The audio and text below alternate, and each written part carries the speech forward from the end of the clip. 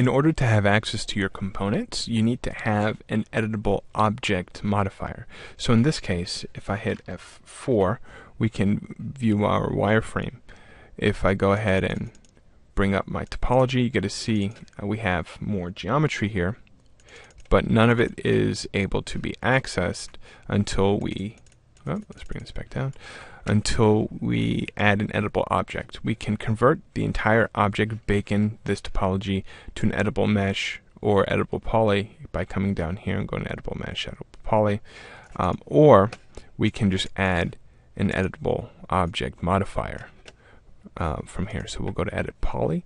Edit poly is the preferred editable object to use because of the tools you have access to. So once we have this, we can open this up, and now we have access to our components.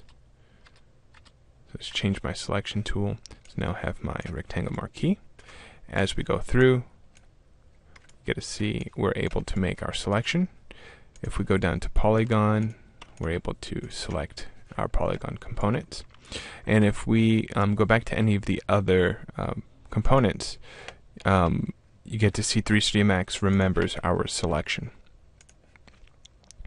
Border edges, these are edges with only one polygon associated with them. So if we come here and then go to border, this will be 4 border edges available. So if I go ahead and click this, it will select the entire border edge. Now element, this has to do with Polygon Islands. So if we go to polygon, make our selection, and just shift drag this, clone to element. Now we have 2 polygon elements within here. So if we click this, this is an entire element, and this is a different element associated with the mesh.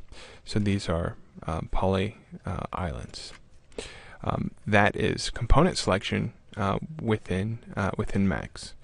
Something else to keep in mind, actually, while you're in the edit poly modifier, you can use the 1, 2, 3, 4, 5 hotkeys in order to switch, and you also have the access to these buttons down here as well.